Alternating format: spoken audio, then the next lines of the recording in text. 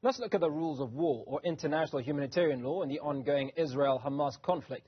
In particular, the consequences of breaches, of violations, or actions that contravene the international laws of war. I'm joined now by Dr. Christopher Allsobrook, Director at the Center for Leadership Ethics in Africa at the University of Fort Hare. Dr. Allsobrook, appreciate your time this evening. Now, let's start off with, how do the laws of war or international humanitarian law apply to conflicts involving non-state actors like Hamas? How do they apply to non-state actors? Well, the humanitarian laws of war were initially formulated in response to international war, but then gradually there were a number of protocols subsequent to the Geneva Conventions, which govern interstate actors. And so this, for instance, applies, if you think, for instance, to the history of South Africa. The ANC had the right to defend itself for self-determination. So, in that sense, the wars of law cover non-state actors and not just wars between states.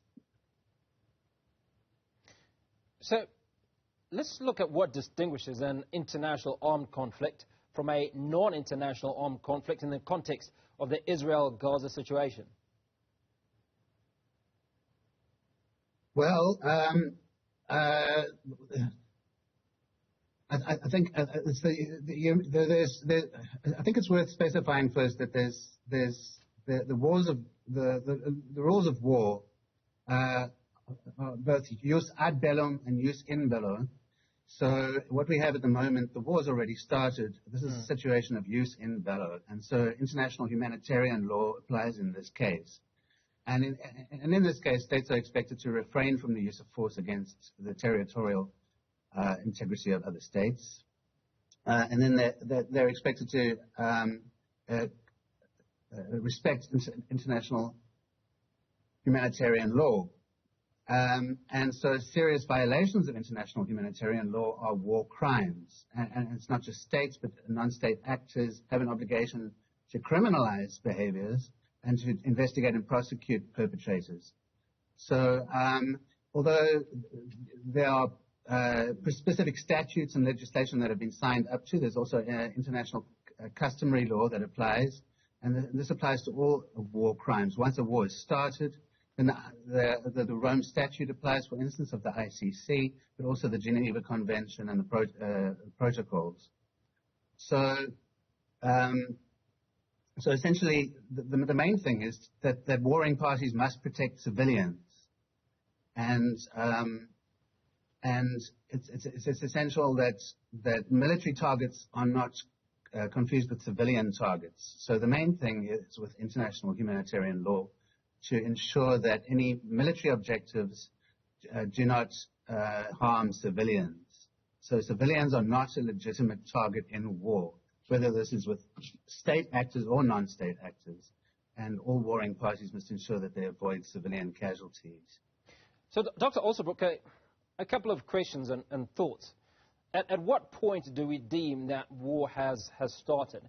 And I talk about this because Hamas on the 7th of the month obviously crossed into Israel and carried out certain killings and kidnappings.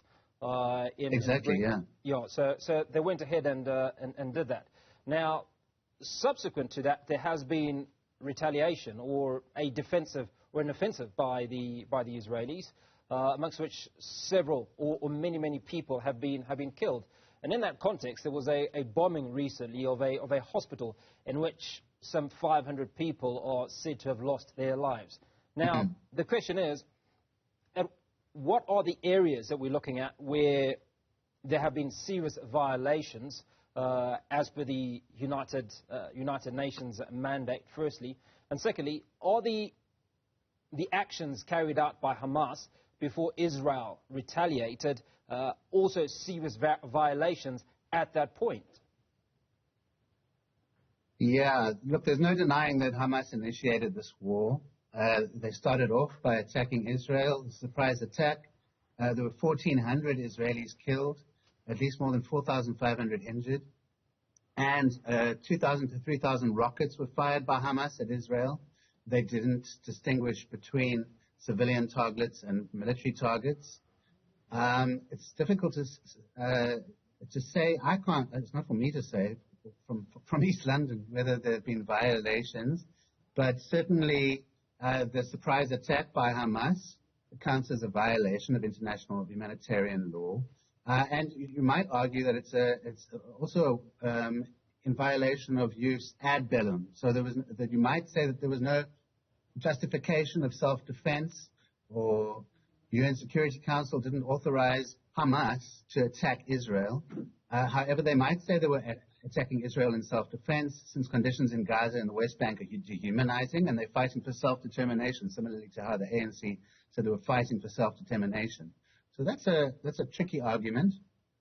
But nevertheless, that's just on the starting of the war. And civilians were clearly targeted, and they've been taken hostage. So Israel can justifiably argue that they're attacking Gaza in self-defense, since they were attacked by Hamas. And Hamas is in charge of the Gaza Strip.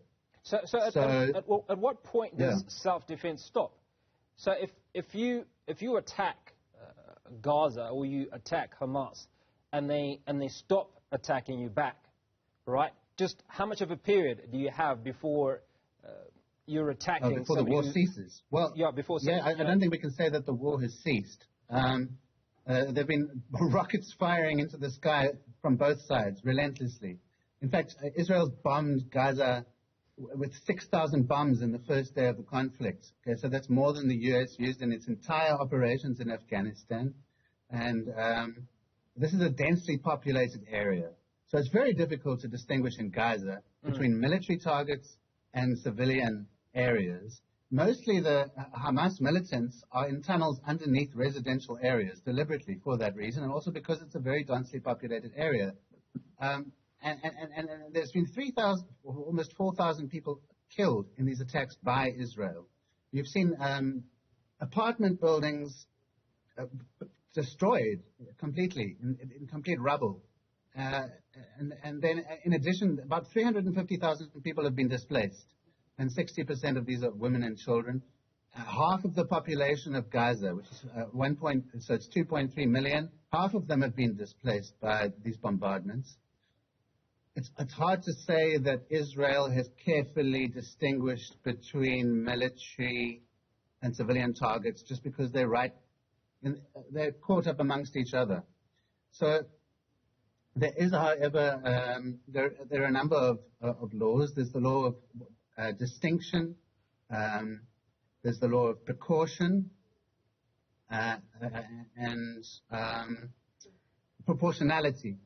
And one of the sort of get-out clauses is if you can say that there's enough military advantage to justify unfortunate, regrettable civilian casualties, then that is not an illegal action. That's not a war crime. Now, on the other hand, yeah. So what role does the United Nations play in assessing and addressing violations of international humanitarian law in the Israel-Palestinian conflict? Well, the ICC has already launched an investigation. So there's an ongoing investigation with the International Criminal Court on war crimes in this war, and so that's ongoing, and there'll be investigations afterwards, and people are monitoring exactly what's been going on. And so, for instance, you said that that hospital, Al-Alil, was bombed, but that's questionable. On the one hand, the Islamist jihadists are arguing that it was bombed, and on the other hand, Israel saying that they were launching a rocket from right nearby that hospital, and it failed and released explosives, which were the reason for the casualty. And people have looked at that hospital, and they say the crater's not big enough for an aerial bombardment for Israel. So it's even questionable, really, whether Israel did bomb that hospital. The reason it is important, obviously, is because with the Geneva Convention, you're not allowed to bomb civilian areas, and especially not medical care. So the very first Geneva Convention was was to protect military wounded. So the investigations are going to be ongoing, and it's in fact all signatories to the Geneva Convention are obliged to investigate war crimes. So Israel themselves are obliged to investigate these war crimes, even though they're not signatories to the ICC. And actually, the reason they say that they're not signatories, they think there will be bias, and that they have courts that can conduct these investigations themselves. On the other hand, with international customary law, even if you're not a signatory, everyone is basically obliged by these conventions on the basis of precedence. And so there'll be local courts, and international courts can also prosecute these violations of international humanitarian law. Dr. Christopher Allsobrook, Director of the Center of Leadership Ethics in Africa at the University of Fort Hare. Appreciate your time.